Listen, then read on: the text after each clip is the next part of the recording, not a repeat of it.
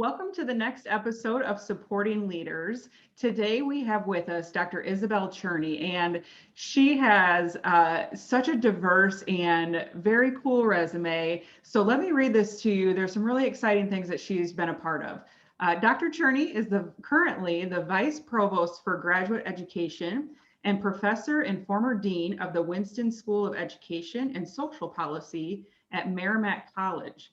Under her leadership, the Winston School started a very successful early college program with Abbott Lawrence Academy, the Merrimack Institute for New Teacher Support, which was the first competency-based Masters of Ed program in Massachusetts, and the first graduate certificate at Merrimack College. Under her leadership, the school has tripled the number of graduates. Prior to this venture of moving to the East Coast in 2016, she served as the Associate Dean of the Graduate College in Professional Studies and a professor of psychology at Creighton University in Omaha, Nebraska. She's the founding director of their innovative and nationally ranked EDD and master's program in interdisciplinary leadership and undergraduate honors program. She's received numerous teaching and advising awards, including the prestigious Carnegie Foundation for the Advancement of Teaching Nebraska Professor of the Year. She is internationally renowned for her research on the development of cognitive and social cognitive gender differences, children's rights, and her many articles on the scholarship of teaching and learning. She has presented at over 130 national and international conferences and published dozens of articles with undergraduate co-authors. Her research on toys and gender has earned her, among others, invitations from the White House, Good Morning America. Her findings have been published, among others, in the New York Times, the Wall Street Journal, CBS, and several New York Times bestsellers. She has earned her bachelor's from Creighton in psychology, her master's from University of Nebraska Omaha in developmental psychology, and her PhD from University of Nebraska Lincoln in educational psychology and cultural studies. Dr. Cherney is a native of Switzerland, fluent in several languages, and has visited 32 countries and 5 continents and 48 US states. Whew, that is pretty exciting to read through. And, you know, I got to know you through one major highlight that was in there, and that was part of the Interdisciplinary Leadership program at Creighton. And before the show, I was sharing with you, this is so crazy that I just saw on my time hop on Facebook that it was exactly 7 years ago that I defended my dissertation at Creighton. And so, you know, without you, Dr. Cherney, and that innovative, amazing program, I wouldn't be where I am today. So I have you to thank, and I am so thankful we get to connect this day, 7 years later, to talk a little bit more about leadership. I am so pleased, Lisa. You were just one of the first cohorts, and so it was fantastic to have you there. And as I always say, you know, that experience of setting up this leadership program and then of actually implementing it and of running it for several years has been one of the highlights of my life by far. And so many of the cohort excuse me, the 100 students that I witnessed that went through the program have just been, it's relationships and networking that has lasted until today. I honestly get a call about once a week from one of the alums. So I am so glad to be here, Lisa, and congratulations again, because I know how hard it is to get through that while having a family and working and everything else. So, well, thank you. I appreciate that. So, okay, I want to start with this because, you know, reading through that background, thinking about just a short time of knowing you in Creighton, how you've continued in your leadership path. I mean, your leadership has touched so many lives. Could you even put a number on how many lives you think you've touched with your journey in leadership? well, that's a great question. You know, it's hard to calculate, I guess. Certainly, I taught thousands of students, many of whom I'm actually still in contact with, even undergraduates, lots of them, through Facebook, through social media. Actually, that makes it much easier. So it's wonderful to see how successful and you know, incredible careers that many of the students have taken. So that's been extremely grateful. a great moment for me. I think it's like looking at a snowball, right? It's kind of a snowball effect. If you can touch, and my goal was always to touch 1 or 2 people in each class in some way, because I knew that those people would go on and touch others in their own lives. And so it's kind of like a little piece of sand, you know, that gets distributed across not just the country, but beyond that. So I probably thousands in a way. You only know or hear about it when something happens in their lives and they come back and they say, oh my God, do you remember this? Or I remember when you told me this. And I said this? I don't remember saying that, but wow, that was really good because I would probably say that again. But sometimes you say things to other people, right, at the right moment when they are open to hear it. And I think that's a lot of why I went into the profession in the first place, which is the teaching profession. But as a Gallup, the strengths finder, and I've taken it twice, and the one piece that comes out first is learner. And I think that's who I am, and that's the love of learning that I'm trying to engage in every day, and help others to also be curious and just go around life wanting to know more. Yeah, so this is the second interview now that somebody has referenced Gallup Strength Finder. So learner, can you share with us what are your other top strengths? Yeah, so individualization. And that is one where, I try to engage the person and see their talent, and then move those talents and help them develop maybe skills or other, traits that are great. I'm also achiever, which is not unusual if you were in a university profession. And then some that have changed are I'm a ranger, relator, sorry, and there was another A that now I forgot. Huh. I know. Well, yeah, I think it's interesting too that they can change. Some are, just inherently, always going to continue to show up, but depending on, your evolution of things and where you're at in your life journey, that some of them might fluctuate a little bit. Yes. Okay. Yes. This question, so my dad was my first guest, and I like to sometimes share with him, oh, Dad, I've got this next person coming on, and he likes to look at people's bios, and he'll call and say, oh, Lisa, here's some questions that I would like to ask. And so this question, this one from my dad, and I think this is a really good question. So he's like, you think about how many people she's had the opportunity to work with, whether it's graduate students, professors. I mean, you've worked with a range of different people. And you think about too, at that university setting, I mean, you're working with people with high intellect, high drive. So when there's conflict, how do you manage some of that conflict? And then, I'd also be curious if there's a difference too. I know you do a lot of research on gender. I know some of it's specifically more, with toys and gender in that sense of the way, but is there a difference in your approach when you're navigating conflict with people based on gender or based on their personalities or their intellect or their drive? What do you think? That's a great question. Thank you. Thank you, Dad, for asking the question for you. The beauty to be at a university setting is that it is so multifaceted, and that you do have, the interaction with so many different people from so many different backgrounds and talent. And yes, there is definitely conflict, and conflict comes up quite a bit. I think from my perspective, I'm Swiss, and it has given me an ability to stay neutral in most cases. So I would say I'm a true Swiss in that sense, in the political sense, in that when conflict arises, I try to see all the sides, and it's not just two sides. There's 2+ sides, right?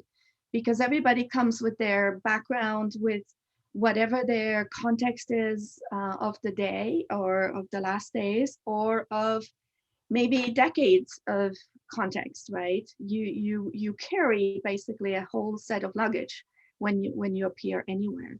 And so I look at that and I look at the situation. That's where the psychology background is very helpful, because we know from lots of research that the situation really makes a big difference on how people behave. So sometimes it is the mere situation that makes a person behave in different ways, and maybe in ways that are not exactly appropriate in that context or not. It depends, right? If it's conflict between two faculty member or among students or whatever it is, student and adults, it doesn't matter. You always have to think about the context in which that conflict happens. And so I try to at least listen. I'm a fairly good listener, I would say, and hear not just what is being said, but what is not being said, and trying to figure out what is the trigger here. Why is this person angry or frustrated? What might be that? Because for the most part, we don't stand up in the morning and say, "I'm going to make this person's life miserable today," right? It's something else that triggered it. So it's always taking sort of and reflect on the situation, the people who are there, and how can I, as a mediator, so to speak, help?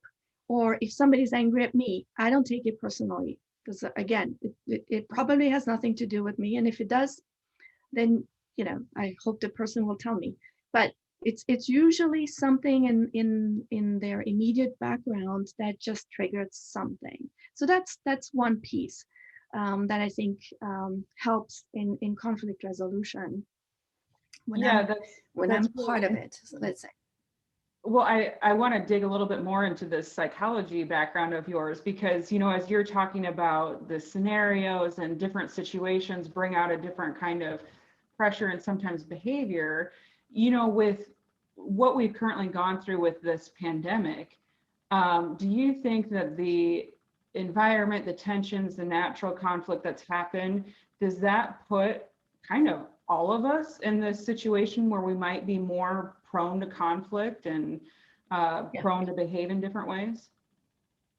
Yes, I think so. I mean, there's few people who are always resilient. There are some people who are very resilient, and a lot of things can happen to them, and they rise up to the occasion, and they're okay. For most of us, it is a struggle. It is a struggle. And I would say for women in particular right now, it is much higher struggle in many ways.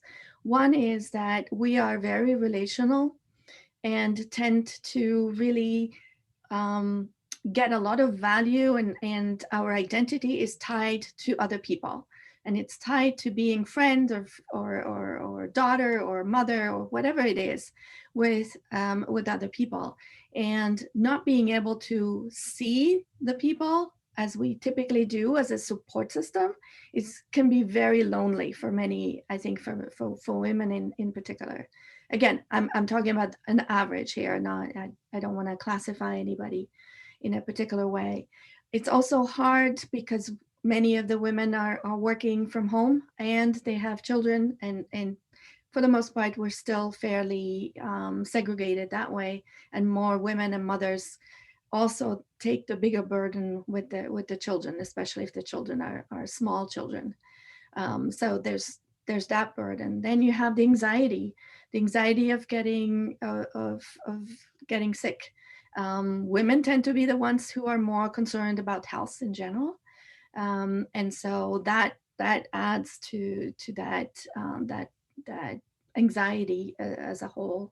So if you mesh all of this, and people actually work many more hours sometimes, if you're lucky to have a job still, then that job is somewhat also inflated.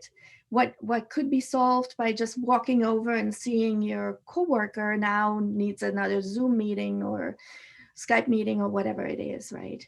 So all of that accumulates, and it's likely to be that the frustration, the anger, the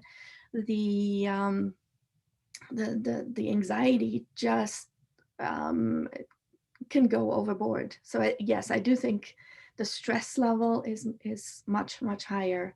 And so people are probably less patient and most likely also, have a trigger faster into an argument. Yeah, no, completely makes sense. Well, I want to take you back to our interdisciplinary program that we had in leadership, which was such a cool thing because to me, it wasn't just about getting a doctorate degree that I could use in the educational field, but being able to connect with people from other fields, people who were in the medical field, people who were in the military, was such just a neat opportunity to build off of those connections. How did that start? Where did that come from? Obviously the idea of leadership is one thing, but to think of it as an interdisciplinary model is a whole nother layer. So tell me a little bit about how that came to be. Yeah, that's a great question. And that's one of the things I'm most proud of, is that it was truly interdisciplinary and that the classes were amazing, right? Mm-hmm. So I think a lot of credit should go to many people, because as I was drawn into this position, I basically got a call from the dean of the graduate school at the time saying, hey, we're thinking of creating a leadership EDD program. And I literally had just won the Professor of the Year award for the undergraduate teaching. And she said, and we'd like to do it online. So I'm like, online for a doctoral program in leadership? I know nothing about this. She said, no, but we think you're the best person who could set this up. We need somebody who has the skills to bring different people together. And so it made sense to me. It was kind of like really a leap of faith. But what I found out is it is difficult to get people around the table. So we had 9 colleges and schools at Creighton. So it was 9 deans that needed to be convinced that we could do such a program. It was talking to a couple of outside consultants from the University of Nebraska at Lincoln. All 3 have passed since, but they were great old wise men. I called them the 3 wise men. And it was a lot of discussions with a lot of faculty and people. I needed to persuade people that having middle managers in the same classroom, that each course would have to be designed in a way that it would have case studies that would fit all of these backgrounds: military, healthcare, K through 12, higher ed. We had Jesuits, right? We had a lot of business people in those classes, etc. And I got so excited about the idea of having that when we set up the courses, I always had at least 3 different faculty design the course, and I would come in and say, hey, have you thought about this aspect? And I think it just got everybody excited once they touched the cohort, so to speak. Once they got to teach, they always wanted to come back and teach again. Right? It was this real immersive and it caught like fire. It was hard though. It was hard at the beginning to convince people to do so. But then I taught one of the first class, the Jesuit values, excuse me. And I thought, oh my God, I don't think I'm equipped to do that. But then I also knew, no, the people who are in that program have all this background that they are going to pour into the classroom so that everybody will learn. And what we found is that people learn from each other much more than from any of us, any of the faculty, honestly. It was more a facilitation of learning than it was a content of learning, right? It was more about, have you thought about this? Versus this is how you need to think about it, right? Yes. It was opening up the ideas of reflection, of what is it like to have values? How how do you design your own system of values if you come in with maybe less developed ones? And how does that get applied to where you work, right? Almost everybody had a job when they went through the program. And so how do you apply what you just learned or talked about or read about in the classroom, so to speak, right? And bring it back to your work. And what I heard over and over and over again was how much everything that they read could be applied the next day to their job. And that gave them confidence that you all got better at communication.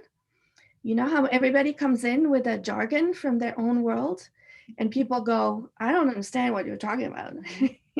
This is not my world. This is my world. And at the end, though, everybody was able to communicate better about what they stood for and what they were looking to do. And I think the biggest thing that I had not thought of, but that was such an unintended consequence, I think, was the incredible networking that happened and how connected people are. So just as an aside, I saw Father Lannon the other day, who used to be the president at the time.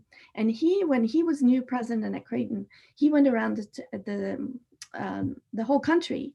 And he was telling me still, so this is many years later, that's 10 years later, he was telling me, you know, Isabelle, everywhere I went, I would have an EDD student come up to me and just tell me how connected they were to Creighton.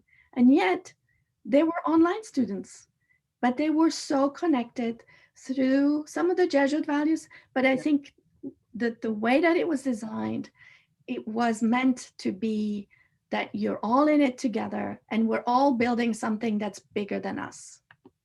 Yeah, well, and you certainly did that. And it's incredible to me that, you know, I had the opportunity to be one of the first cohorts, and what a well-oiled machine. I mean, from a user of it, it certainly seemed to be, even being in the first couple of cohorts. Because again, you know, I certainly had a little bit of a hesitation. I wasn't raised, you know, in a Catholic way. And gosh, what am I gonna think? I don't know anything about Jesuit values. Is this gonna be too much for me? It was so applicable to life, to serving other people. I mean, it was not, I did not feel like, it was not, I think I was expecting a very religious component, but it was more of a spiritual component, which I feel like really kind of lit this thing in me that's still there. And I think the other thing too is, you know, my story is, so I was a teacher at the time. And when I started in education, I remember it clearly. The first time I walked into a classroom, I knew I want to be in education forever. And I knew that I just wanted the opportunity for every door to be open to me. So I went and got this degree. And immediately after I graduated, I had the opportunity to then go serve as a principal. But I think the program also, it didn't just afford me that, but it was the passion for leadership, you know, like hence what I'm doing now with interviewing people in different leadership roles, because leadership fascinates me. And that the fact that there's potentially like themes or certain things that people could do that can really push them forward and support other people in a better way in their role in leadership, I think is just amazing to think about. And I think if it wouldn't have been for that program, that just wouldn't be some of the things that I think about. So well done. And I'm sure that there's so many people who could tell very similar stories. Okay, so to switch gears completely, you brought it up at once, but your background with being from Switzerland, are there major differences between what you see in leadership here in the States versus maybe a more of a typical kind of leadership in Switzerland? No, I think leadership as a whole, I mean, not major differences. I mean, we're talking human beings, and you know, yes, there are structurally sometimes differences. You know, in Switzerland, we just celebrated 50 years of women's suffrages. 50 years, that's how long it took for women to get the vote. So in many ways, Switzerland is way behind in terms of sort of equality. Um, if we look at gender equality, but in other ways it's advanced, right? So if I take out the systemic sort of things that you would have between different countries, when I just look at the human being, I think, fundamentally, I think the leaders want to better the world in which they are being put in, right? So I think I could talk about political leadership that is different in part because of the way that things are set up. But if I look at nonprofit leadership or university leadership or even business leadership, it's very similar. There are people in businesses. Much of the vision often is to make sure that your business continues to grow and that you have enough employees to fulfill whatever the vision and mission is. That is similar. And the type of leaderships, you'll find as many different types of leaderships as you would find here, from some outstanding transformative type of leaders to autocratic types of leaders, to authentic, to authoritative, to, I mean, you name it. So I would say in the US, we do have a little bit more women leaders that have a stronger voice, so to speak. So I think there's more equality in that sense. There are more women leaders in the US than in Switzerland at this point, particularly in the business world where there's very few women making it, so to speak. I'm glad you shared that, because I do all of a sudden, feel this more of a sense of feeling so appreciative, and I think sometimes too, being in education, it's interesting to see that there's so many females teaching in the classroom. And then, when you start looking at who's principals, who's superintendents, and it's so heavily male dominated. And but hearing you talk about that, it's like, I'm very appreciative to be able to serve in a leadership role, because like you said, in other countries that they're maybe a little bit further behind than we are. Well, I want to end with this question. Oprah apparently asks a lot on her show, what do you know for sure? And so I want to ask you that with regards to leadership. What do you know for sure about leadership? Wow, that's a great question. I would say, and this is just my opinion and my lived experience, is that what makes good leaders and those that I admire are the ones that are authentic, that are who they are, that stay true to their values and don't compromise those. And, that are transparent and transformative because of who they are, because it is not a pandering to a certain group. It is not, and it's also the leader that leads from behind. I think in the US, and certainly we've just had 4 years of, I want to say, with somebody who leads from the top down.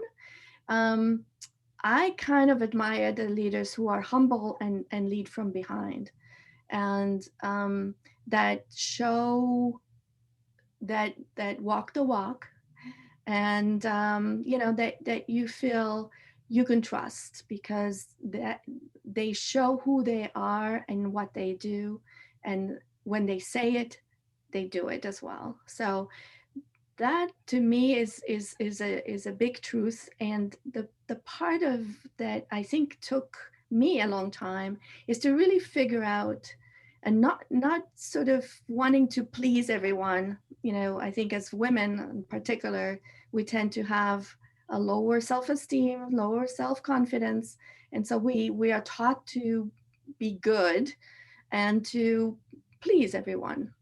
And it takes a while to get out of that sort of pressure that I think many of us have felt, and to say, you know what, I am who I am, And I walk in huge footsteps. There's so many of us who are walking behind, wonderful leaders that were before us, but also to see that we do have something to share with others. And that is our soul, it's our spirit, it's our own um, truthfulness, and for a lack of a better word. And so, but it takes courage to get there, right? So I think to me, the leaders that I observe and admire are those who have the courage to speak up, the courage to be who they are, despite sometimes, a lot of people who might not agree. Um, so I see that as part of this truth. Yeah, I love that. What an inspiring way to end the show. And I love that visual too of leading from behind, because sometimes I feel like you see a lot of the visuals where it's, the leaders out in front, helping the team. But that's really resonating with me is the leader leading from behind. And I just really appreciate you being on the show, Dr. Cherney. There's so many little nuggets of wisdom throughout the whole show, and it was so much fun to listen to you talk about a portion of your journey, and I just really appreciate you being here today. Thank you so much, Lisa. It's been wonderful to see you, and this is a great way to give homage to leadership. So thank you for doing that, because Yes. I'm sure it's going to really resonate, not mine, but everybody else's will be very, it's just something that we need to hear about, and these one-on-one talks are a great way for the others to get inspired by you and what you're doing. So Oh, thank I you. trust me. I think many will be inspired by you. So thank you, Dr. Cherney.